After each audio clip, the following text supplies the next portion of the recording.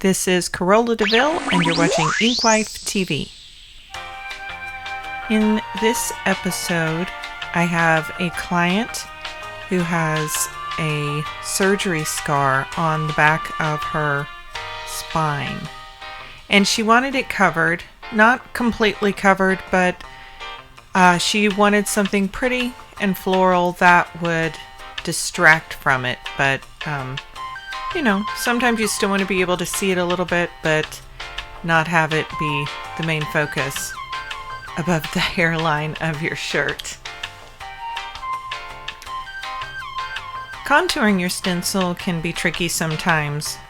I was a little worried about fitting it into the scar because it's a pretty significant divot back there, but it fit in just fine, and all I needed was a few touch-ups, and she was ready to go.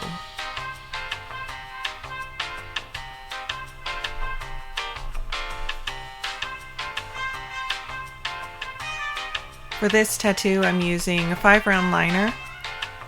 I'm probably running it at about 6 volts or so.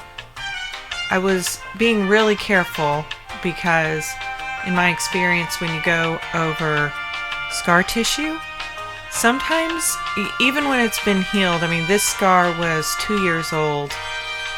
Even when it's healed, the texture is a little bit different, and it can be easy to blow it out. It can be just a little bit thinner than the rest of your skin. It'll still take a tattoo just fine, but you just have to be a little more gentle while you're going over it so that you don't blow it out or tear the skin.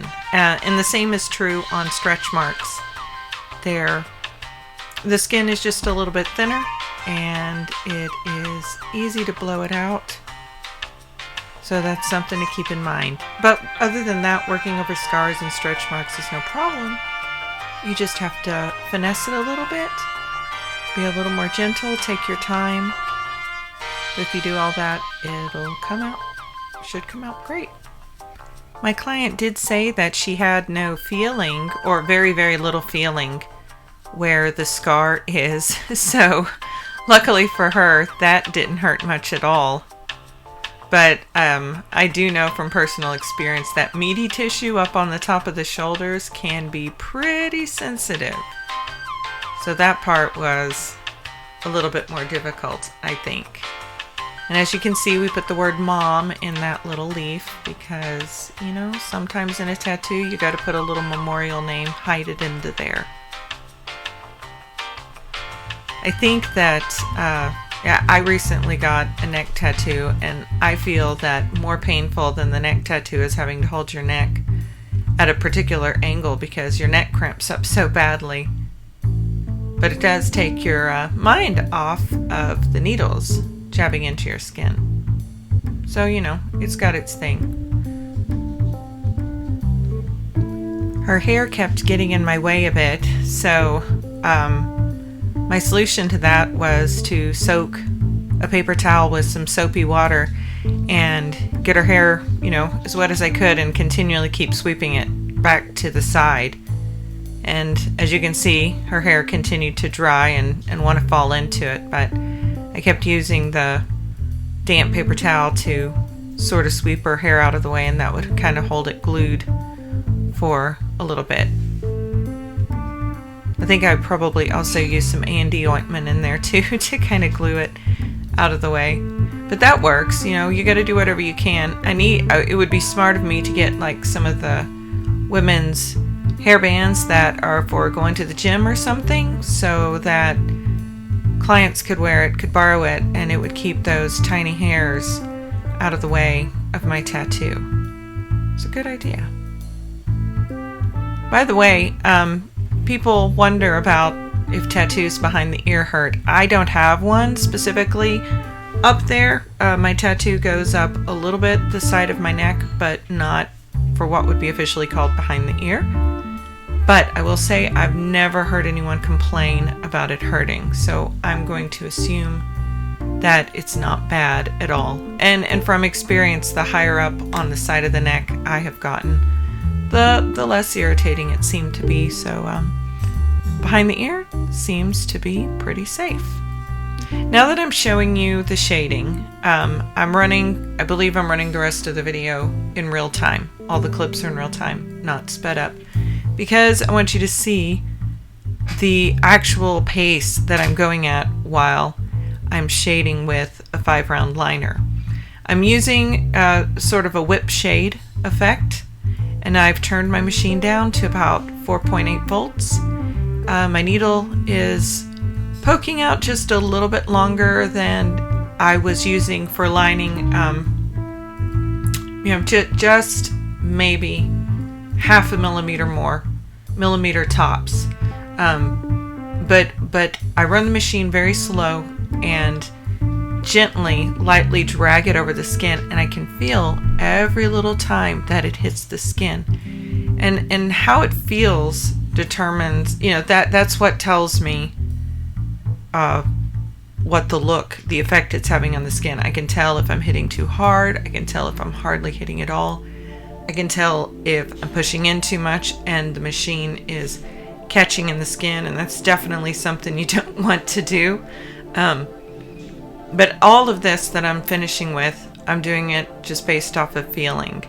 See, I've finished up the side of that. What's really awesome about this whip shading effect is you can create the contours of the petals in a very fast and light way that uses minimal healing time. This sort of tattoo heals very quickly because there's not much damage being done to the skin at all. It was trickier working it across the scar tissue because you see the scar tissue runs horizontal and the lines I'm trying to whip are more vertical. That caused some unevenness in the whipping because there was a little bit of bumpiness into the skin. I didn't notice and pay attention to this while I was designing the tattoo, and if I had, I would have put a different style of leaf down there, perhaps use the little skinny stems with the clusters of tiny leaves like are placed around the other tattoo, and shaped the leaves in such a way that the lines I was whipping would have not been perpendicular to the scar tissue texture. See, I'm having the same issue a little bit with the petal that I'm shading right now. I wish I had curved these lines too in this petal just a little bit more. It could have given it more shape. They were a little flat, but it's still quite nice, I think. I've seen people do some very, very realistic flowers and portraits using just the stippling type of technique, and I am not quite there yet with my skill, but if anybody wants to let me do a piece on them and experiment with maybe a portrait of something and do the whole work with this whip shading, I'm sorry, I called it stippling earlier, the whip shading effect, I would love to maybe do an experimental piece.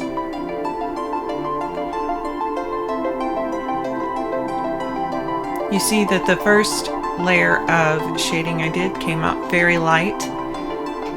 The first time you go over it, it perforates the skin and it's going to be pretty light. When you wipe it and you go over it a second time, because the skin is already perforated, you are going to saturate it more than you did the first time. It's not just adding the fact that you're going over it a second time, it does additional darkening because the skin was previously perforated. And that's something that you need to know with any tattoo when you're running color over color or layers on top of layers. Every time you work the skin, you're perforating it a little bit, so those colors are going to go in more easily. And so you need to just take that into consideration as you're laying your colors, because you'll end up laying one and it's going to go in more than you intended, be a little dark, and then you'll have a heavy spot where you didn't want a heavy spot, and it's disappointing. So, pay attention to stuff like that, to how the skin responds to what you're doing to it.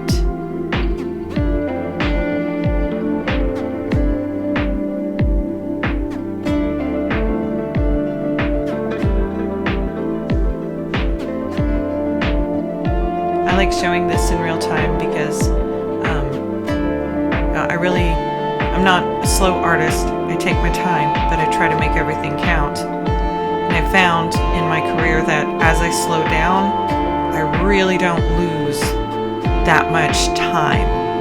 I know that physically I'm moving slower, but when I pull my needle away and wipe, things are more where I wanted them to be the first time, so I don't have to correct and go over and over and over.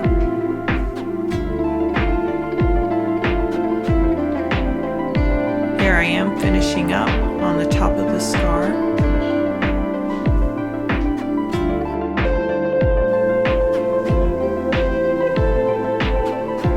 One of the problems with working over scar tissue is when you wipe, the ink will get stuck in the groovy textures of the skin. So, you gotta wipe a little more carefully, maybe wet your rag a little bit more to get down in there in those grooves so that you can clean the ink out and get a good idea of where you actually tattooed. And there we go, filling up on the very last petal. And this beautiful scar cover-up is just about finished.